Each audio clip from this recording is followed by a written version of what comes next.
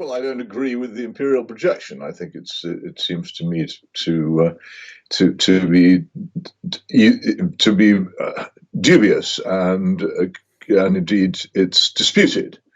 So, for instance, you have the Oxford team who have put out a very different position that large numbers of people have already almost certainly had the disease. Also, the projection seems to be based on levels of mortality for infection, which bear very little relation to reality. And I keep on pointing out these are not my conclusions. I claim no expertise in this. I'm just a jobbing scribbler, but I can read, and I can read what, for instance, Professor John Ioannidis of Stanford University has said about the claims of mortality rates, which is absurdly high and simply don't stand up to examination. And again, I quote Dr. Sigrid Bachti of the University of Mainz in Germany, who also just simply does not believe that this outcome is likely.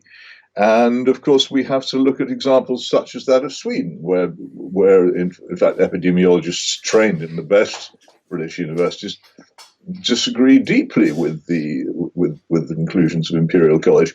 And I might add, I'm greatly influenced myself in this by my own experiences in 2001, when my newspaper sent me down to Devon to cover the tragic consequences of the foot and mouth outbreak. And what I saw there was it was impossible to do the job, really. I would go to farm gates, and standing beyond the farm gate, weeping at farm after farm after farm, there would be a farmer who had been compelled by the government to slaughter and burn in huge pyres, which stank the country out with a terrible smell.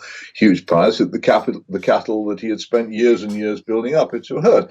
Now, what is now large? I won't say it's a consensus, but there is a huge amount of doubt as to whether this policy of mass slaughter of healthy cattle, which emerged from Imperial College, was the right policy. I think the reverence with which Imperial College has been treated is odd. There are other opinions among epidemiologists than the one which Imperial College came out of.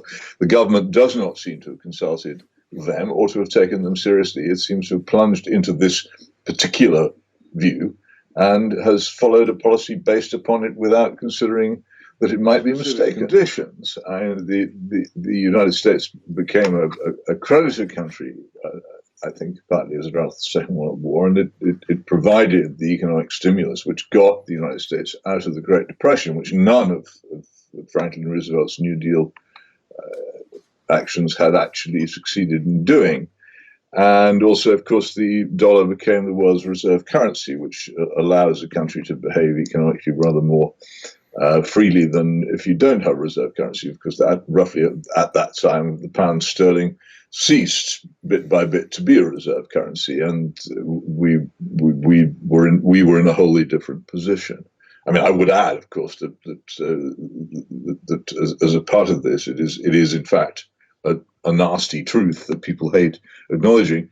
This country never paid off its First World War debt to the United States. Ceased payments in 1934, and the debt is now so colossal it never could be paid off, and the weakening of our economy by that is permanent and irrevocable. And that is another thing we need to bear in mind. If you get into really serious debt and you are not a reserve currency and you're not top nation, then it's very, very hard to get out of it. You lose both power and wealth and the ability to take your own decisions, which is where we've been ever since. We will make America great again.